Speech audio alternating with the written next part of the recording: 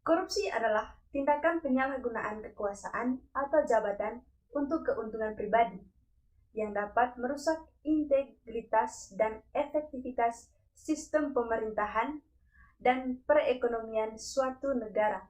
Masalah korupsi memiliki dampak yang sangat luas, baik bagi individu, masyarakat, maupun negara. Di Indonesia, tindakan pidana korupsi diatur dalam Undang-Undang Nomor 31 Tahun 1999 yang telah diubah dengan Undang-Undang Nomor 20 Tahun 2001 tentang pemberantasan tindak pidana korupsi.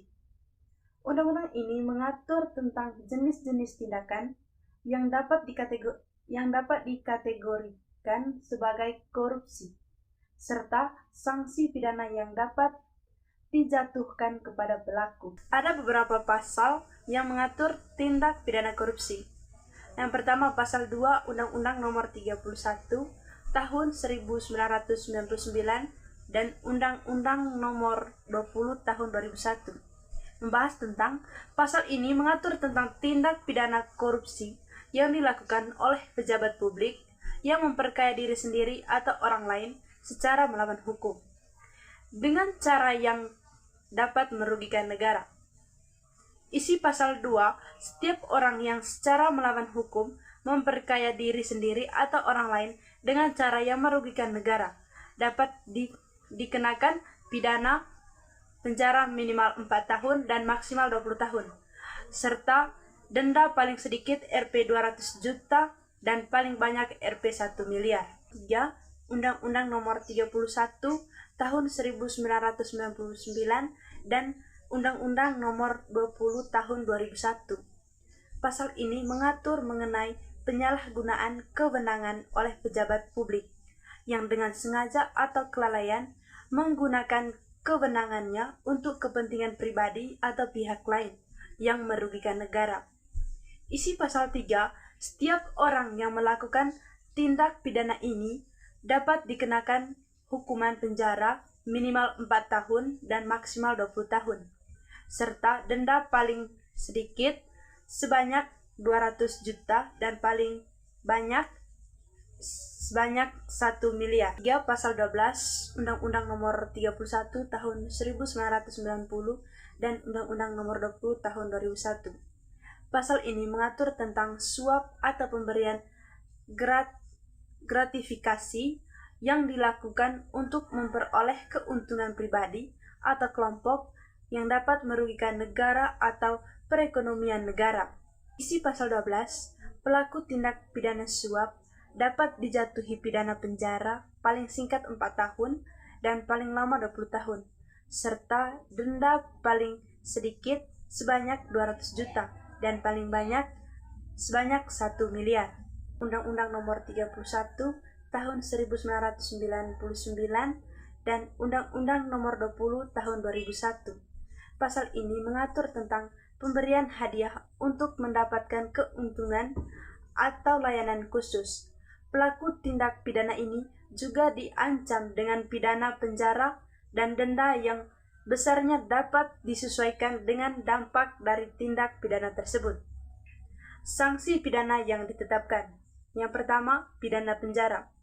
Hukuman penjara yang dijatuhkan kepada pelaku tindak pidana korupsi bisa sangat lama dan maksimal 20 tahun penjara tergantung pada tingkat keparahan tindakannya. Yang kedua, denda. Selain hukuman penjara, pelaku korupsi juga dapat dijatuhi denda yang besarnya bisa sangat besar, yaitu mulai dari berjumlah 20 juta hingga berjumlah 1 miliar, tergantung pada kerugian yang ditimbulkan oleh tindak pidana. Pencabutan hak-hak tertentu. Selain pidana penjara dan denda, pelaku tindak pidana korupsi juga bisa dijatuhi pencabutan hak untuk dipilih dan Harvey Muiz hanya dijatuhi hukuman 6,5 tahun penjara dalam kasus korupsi Tata Niaga Tuna yang merugikan negara hingga 300 triliun rupiah. Hukuman ini jauh lebih ringan dibandingkan tuntutan jaksa yang meminta 12 tahun penjara. Apakah putusan ini sangat tepat? Jendela data untuk Anda. Kasus korupsi yang melibatkan Harvey Muiz menjadi salah satu skandal terbesar di sektor tambang Indonesia. Harvey sebagai perwakilan PT Refine Bangkatin bekerja sama dengan Direktur Utama PT Timah Tbk untuk memuluskan tambang ilegal pada 2015 sampai 2022.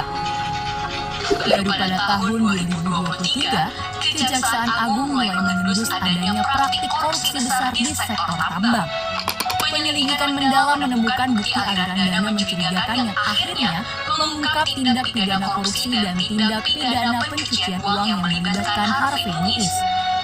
Pada tahun 2024, Harvey ditetapkan sebagai tersangka utama dalam kasus ini.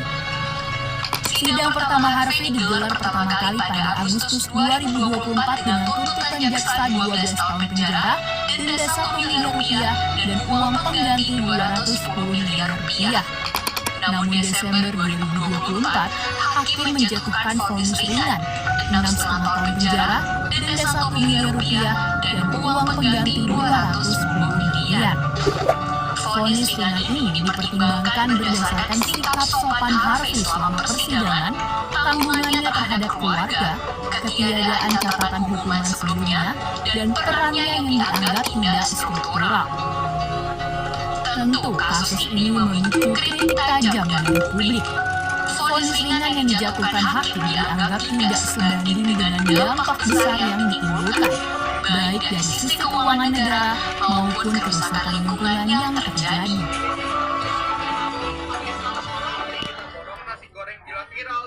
Menurut saya, tindakan korupsi adalah penyalahgunaan kekuasaan atau jabatan untuk kepentingan pribadi atau kelompok dengan merugikan kepentingan umum. Korupsi merusak tatanan sosial dan ekonomi, memperburuk ketimpangan, dan mengurangi kepercayaan masyarakat terhadap lembaga-lembaga negara. Selain itu, korupsi juga menghambat pembangunan karena dana yang seharusnya digunakan untuk kemajuan dan kesejahteraan masyarakat justru disalahgunakan. Menghilangkan korupsi memerlukan komitmen yang kuat, pengawasan yang ketat, dan budaya transparan, serta akuntabilitas di setiap lini pemerintahan dan sektor swasta. Menurut Klitgard, korupsi terjadi ketika monopoli kekuasaan bertemu dengan kurangnya akuntabilitas. Dalam bukunya Controlling Corruption tahun 1988, ia menyatakan bahwa korupsi dapat dilihat sebagai hasil dari kombinasi antara kekuasaan, kontrol informasi, dan kesempatan untuk memanfaatkan sumber daya publik untuk keuntungan pribadi. Yang kedua, menurut Susan Rose Ackerman, seorang ahli ekonomi hukum, Rose Ackerman menjelaskan bahwa korupsi adalah perbuatan yang dilakukan oleh pejabat publik yang menyalahgunakan jabatan mereka untuk mendapatkan keuntungan pribadi yang merusak efisiensi ekonomi dan kepercayaan publik terhadap pemerintah. Ia juga menekankan pentingnya struktur insentif yang benar dalam mengurangi korupsi.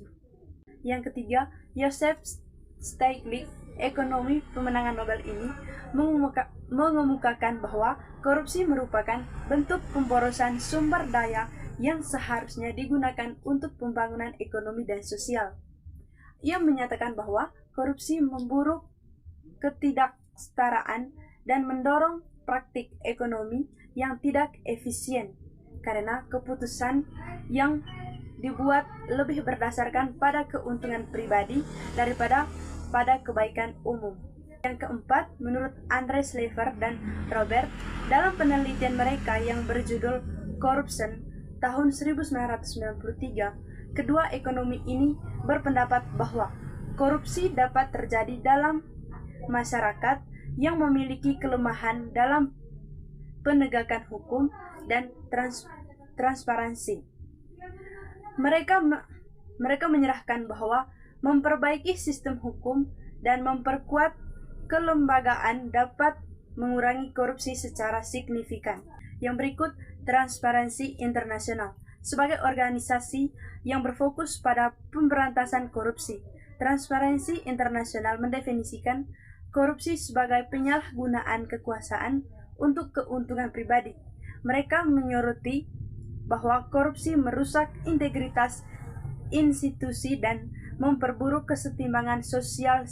Secara keseluruhan, para ahli sepakat bahwa korupsi berakar pada penyalahgunaan kekuasaan, kurangnya transparansi, dan lemahnya pengawasan. Untuk mengurangi atau memberantas korupsi diperlukan sistem yang transparan, akuntabel, dan memperkuat kapasitas institusi penegak hukum.